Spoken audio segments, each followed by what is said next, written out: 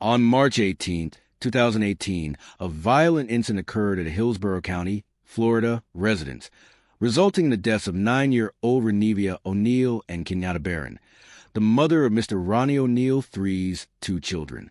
Mr. O'Neal was accused of killing both victims, attempting to kill his 8-year-old son, Ronnie O'Neal IV, and setting the family home on fire.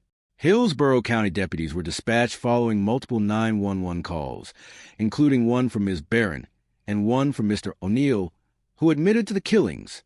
First responders found Ms. Barron's body in a neighboring yard, the family home ablaze, and Ronnie was severely injured with stab wounds and burns. Investigators later discovered Ronnie deceased from multiple stab wounds. On April 5, 2018, a grand jury indicted Mr. O'Neal on 7 counts. 2 count of first-degree murder, attempted first-degree murder, first-degree arson of a dwelling, 2 counts of aggravated child abuse, and resisting an officer without violence. The state filed notice of intent to seek the death penalty on May 21, 2018. The court initially deemed Mr. O'Neal incompetent to stand trial in October 2018, but later restored his competency in June 2019. The case proceeded to a jury trial in June 2021, during which Mr. O'Neal chose to represent himself.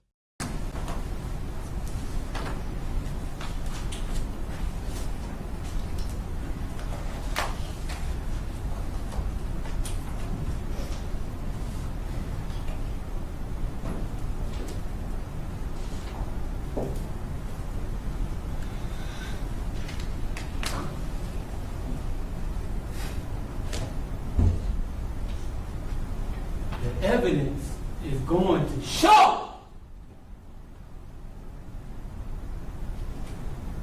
that we are under some of the most vicious,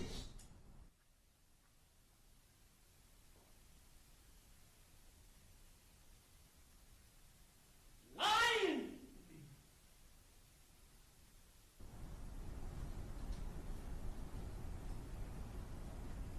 fabricating, fictitious government you ever seen.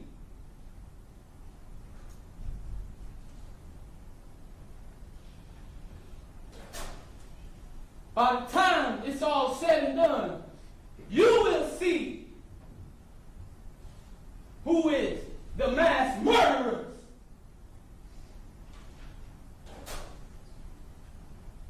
in Tampa Bay, the state of Florida. You will know why what occurred on March 18, 2018 occurred. And the evidence is going to show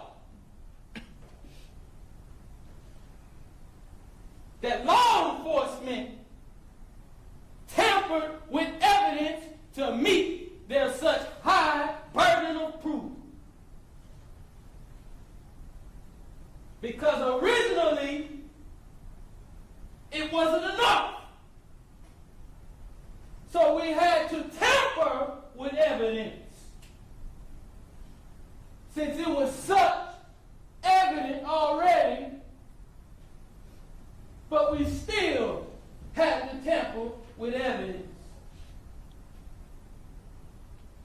The evidence is going to show my son did not see me murder his mom.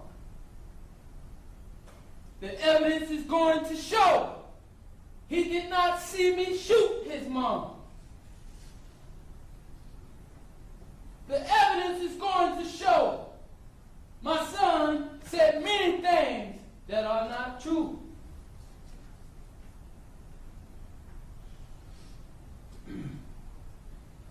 The evidence is going to show that I called 911 during Kenyatta Barron's 911 call. But all of a sudden, it ends up after I called Kenyatta, after Kenyatta Barron's call was made. Now I'm calling 911. But originally, I called 911 without even knowing she called 911 during her call. But the evidence is going to show that your representatives and law enforcement, local law enforcement, wanted to make it seem like I'm some kind of menace to society, and I ran after killing Kenyatta Barron knowing that authority was on the way to kill my own children.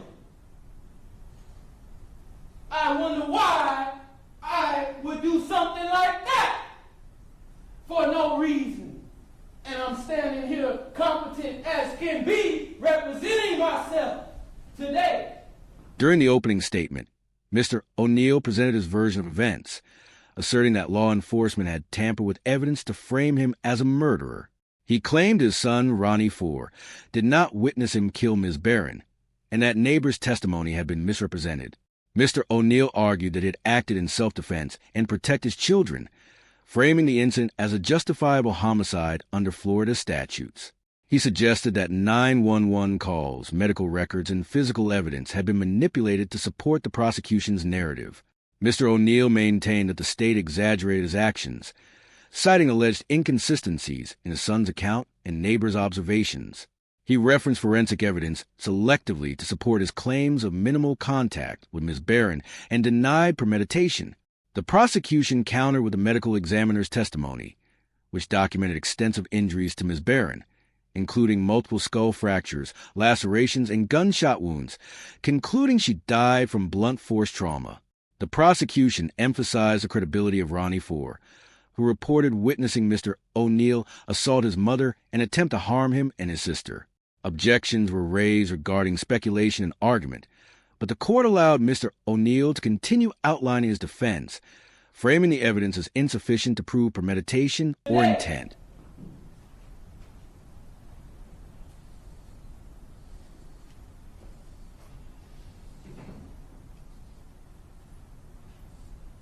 The evidence is going to show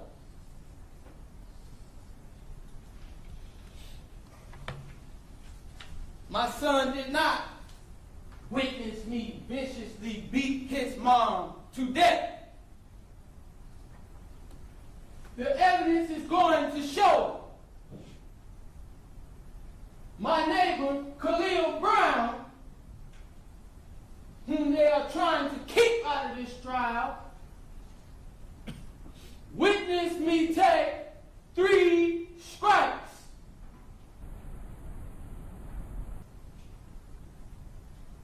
The evidence is going to show that law enforcement and this administration wanted to make me look like a menace to society.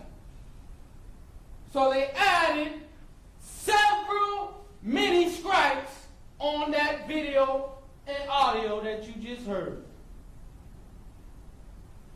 And they added several statements that I did not say.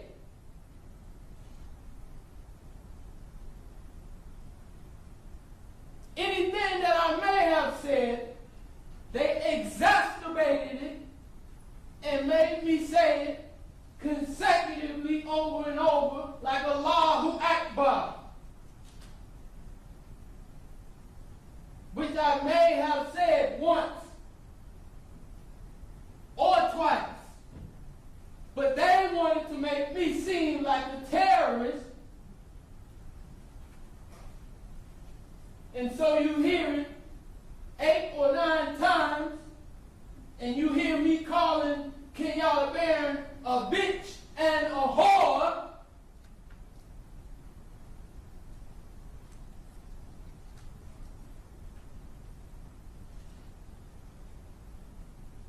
The evidence is going to show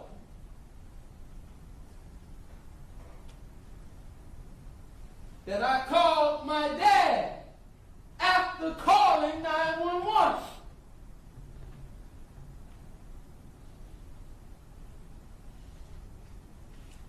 But that call is all of a sudden missing from that we have acquired from T-Mobile.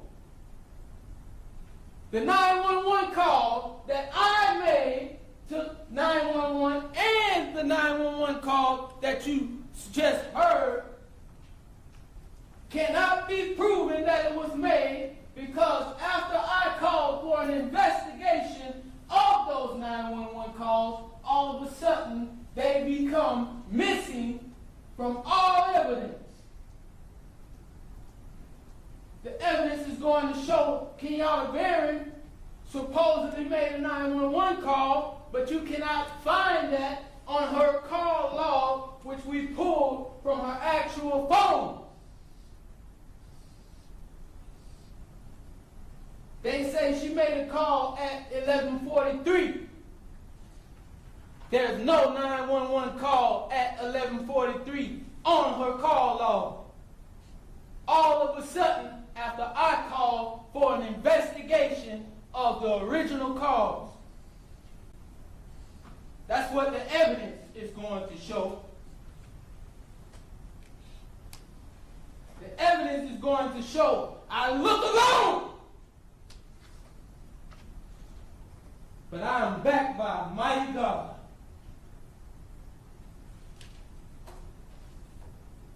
The evidence is going to show I love my children.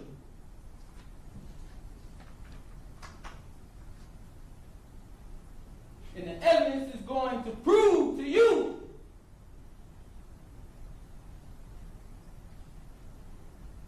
that this whole entire case has been tampered with and fabricated before it's all said and done. I can guarantee you that. Mark my words.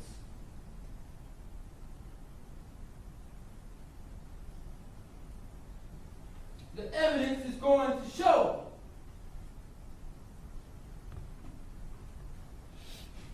that they say, I said, come out here, son, and help me kill this bitch.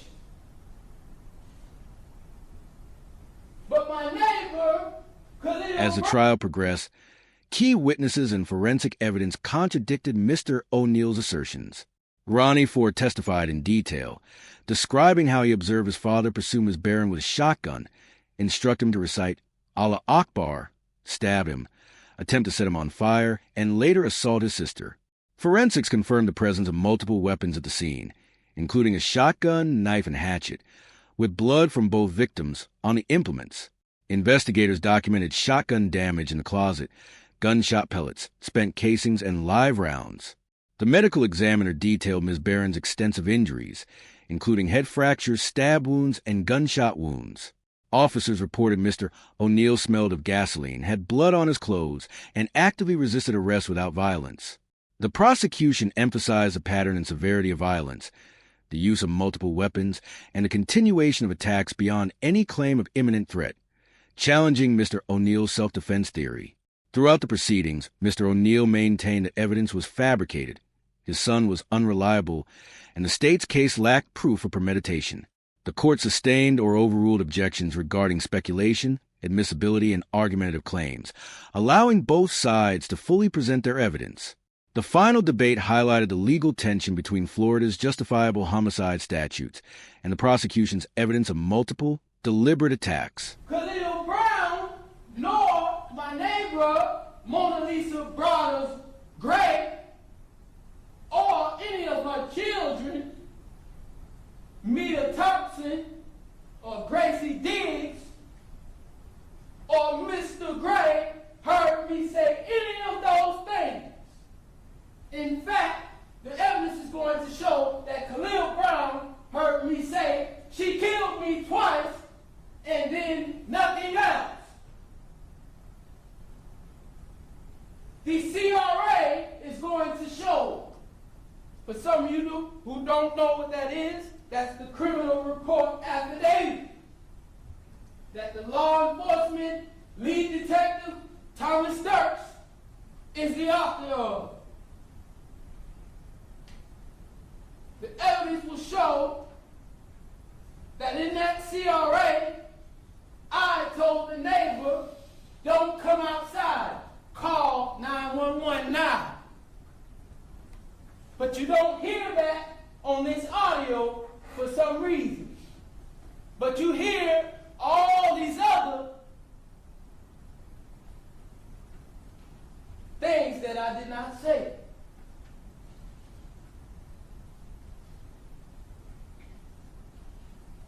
That same CRA will have the statements of Khalil Brown saying that he saw me take 3 strikes with that shotgun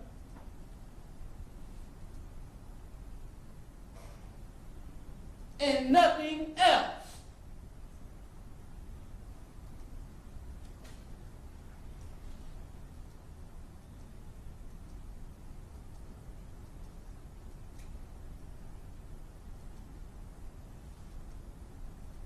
The evidence is going to show that Mr. Harmon here says that that big chunk missing out of her arm was a bird shot.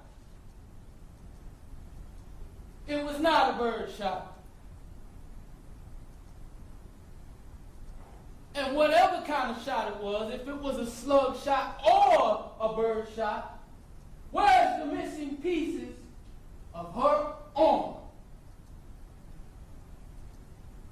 The evidence is going to show you will not see any missing pieces of her arm in that closet where she was shot.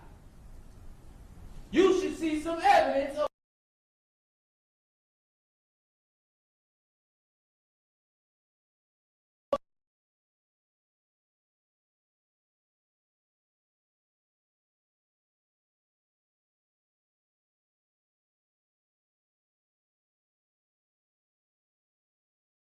shots, but there were several shots added to the wall to make it look like I aimed at her head.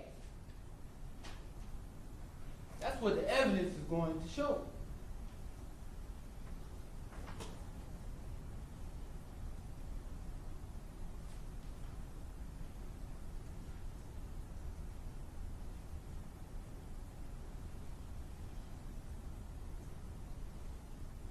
Remember, I told you the evidence will not show you that my son witnessed me beat his mom to death, nor did he witness me shoot his mom.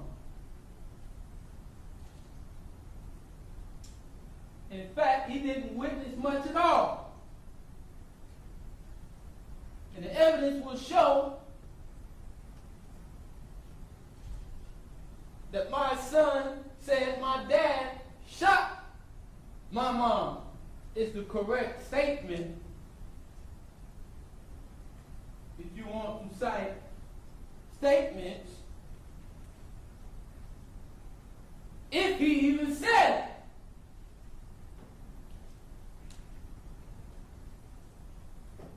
Because I can guarantee you the evidence is going to show you we are under the most corrupt administration you've ever seen in your life.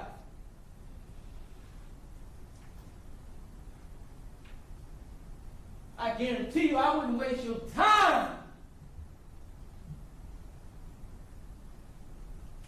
I would have already took a plea deal of some kind if I knew I did something like this.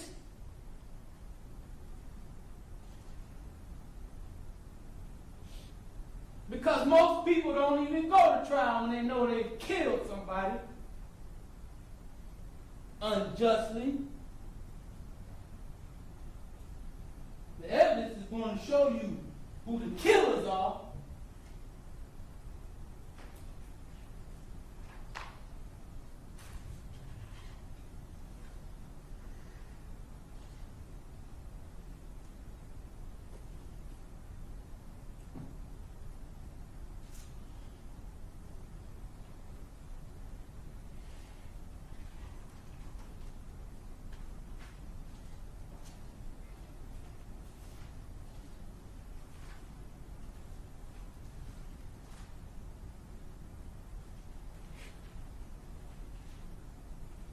I'm pleading not guilty to the charges of premeditated murder, attempted murder, aggravated child abuse or battery, arson, resisting arrest without violence. And while I'm at that, the evidence is going to show that they tased me for no reason. But they tampered with that video because they didn't want you to know the truth. And it might sound far-fetched, but I guarantee you, we're going to see who the liars are before it's all said and done. Mark my words. Because my family lives were taken.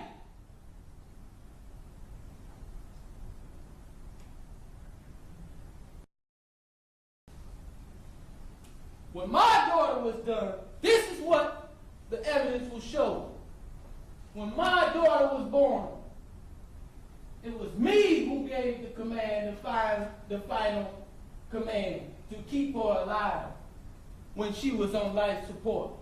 When she was born, 2 pounds, 2 ounces, and couldn't breathe on her own, it was me who fought to keep her alive. But all of a sudden, I just want to take her life for no reason.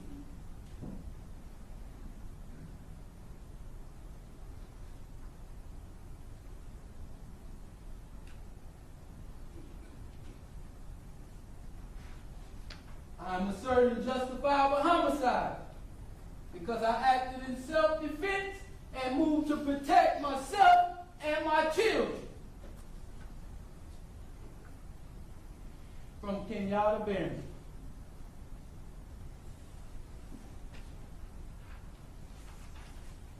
I'm going to be showing with evidence several reasonable reasons to doubt the state's allegations against me. The evidence will show that the state cannot prove that I premeditatedly killed anyone because I didn't have any time to reflect or plot and plan as if everything happened suddenly and spontaneously. I responded out of pure instinct and heat of passion.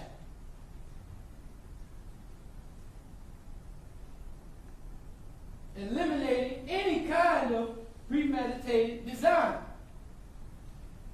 And let me just say, the evidence will show that since the state plans to kill me, if they can say that I killed my family unjustly, they plan to premeditatedly kill me, so they cannot say or deny me the right to premeditatedly kill Kenyatta Barron if she killed my children.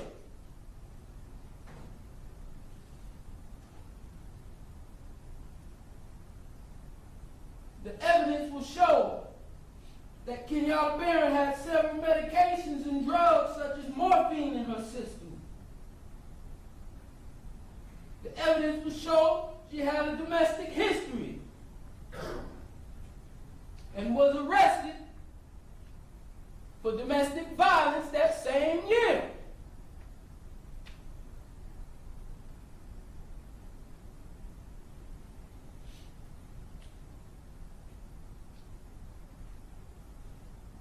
She also was born premature, just like Trinivia. Judge, I object at this point.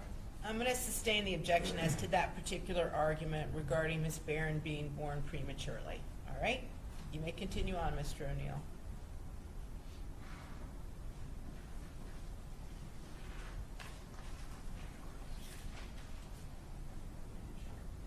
I didn't even state the basis of his objection. I've ruled, Mr. O'Neal, okay? I understand, but I have to state the basis of my objections, right?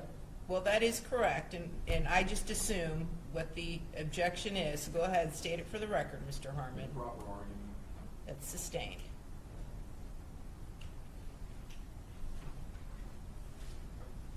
The evidence will show that she threatened to kill me with a knife just a few weeks before the incident, and she was angry about my relationship with my other child's mom, and about the fact that we had to be cordial for our newborn son. And the evidence will show that they have been going back and forth and arguing on Facebook and by telephone that whole afternoon before the incident. The evidence will show that me and my son was at my mom's house while I was putting brakes on my aunt's car. Me and my son spent the whole day at my mom and dad's house working on the car.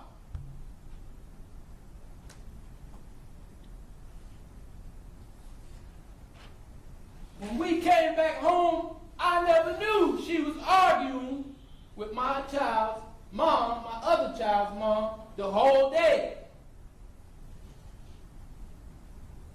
That's what the evidence will show.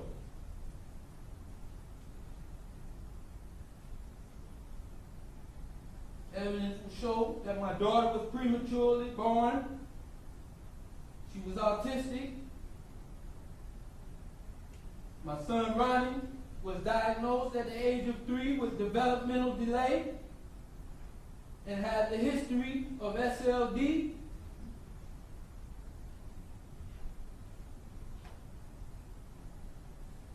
The evidence will also show that he was present but does not remember accurately or consistently what happened for many reasons, making him unreliable when it comes to the actual facts.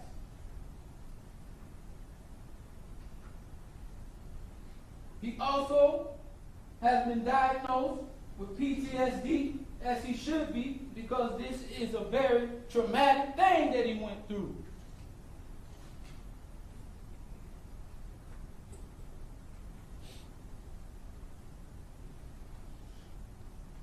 He also was diagnosed with major depression disorder, intermittent confusion, and delirium. The evidence is going to show, the evidence and testimony will show that Ronnie Blair, formerly known as Ronnie O'Neal IV, may have been coached on what to say by family members. Objection to argument. And or law enforcement. Hold on.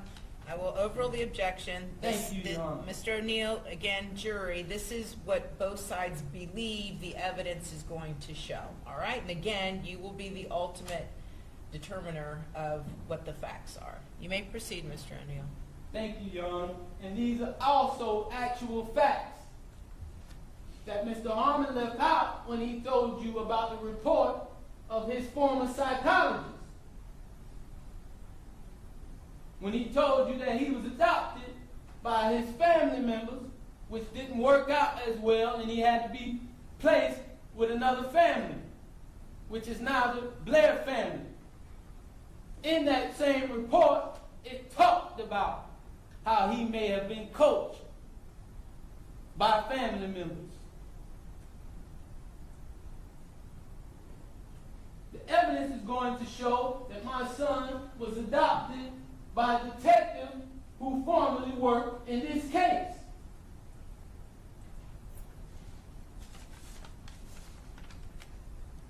Whom he now lives with. And I don't have a problem with that because he needs care. But I do have a problem with Mr. Blair being involved in this case, being called as a witness, being the new father of my son, and now he's being called as a witness when he could possibly possibly have been coached by his new father, Objection. who is Speculation law and enforcement. proper argument. All right, and again, Mr. O'Neal, I'll rule the objection. Again, this is what Mr. O'Neal is asserting the facts will be. You may proceed. Thank you, Your Honor. The evidence will show and prove that very vital evidence was definitely tampered with, which was a strategic omission to cover up the facts of this case, making much more of the evidence unreliable.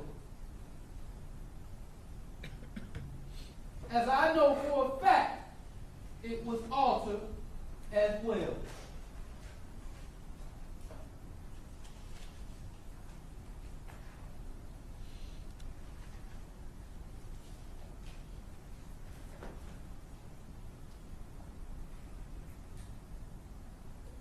The evidence is going to show that the 911 call of Kenyatta Barron is not compatible with what Khalil Brown saw and heard outside of my home.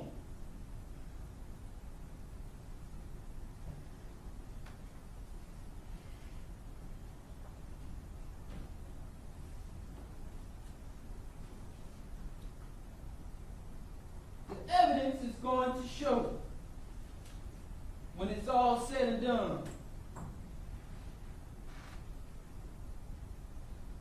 who put those excessive lacerations on Kenyatta Barron's face. I can guarantee you that. In this trial or the next one, I can guarantee you that. Because like I said, I look alone, but I'm backed by a mighty God.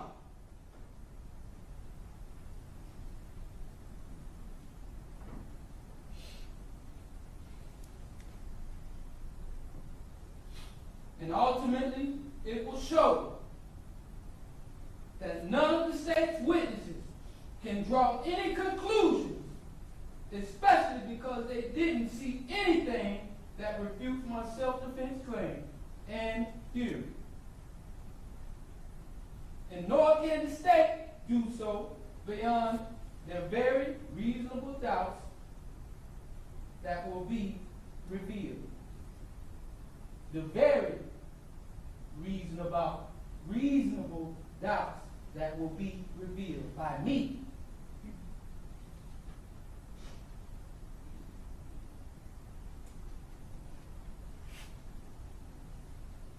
And that's all I have to say.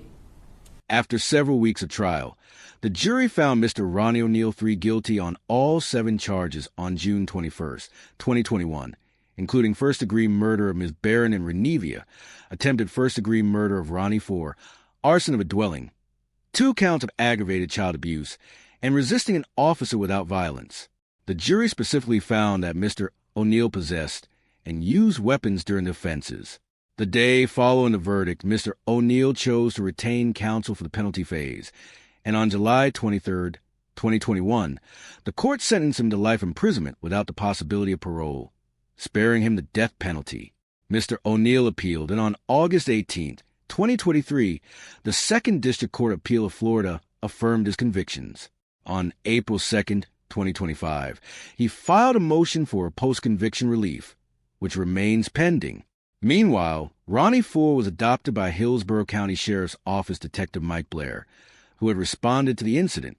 The case demonstrates the jury's role in evaluating competing narratives and weighing evidence against statutory standards for justifiable homicide.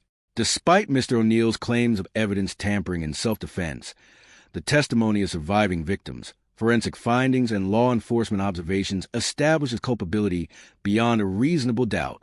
The final outcome underscores the importance of evidentiary integrity, credibility of witnesses, and the jury's determination of intent, premeditation, and statutory limits on the use of deadly force.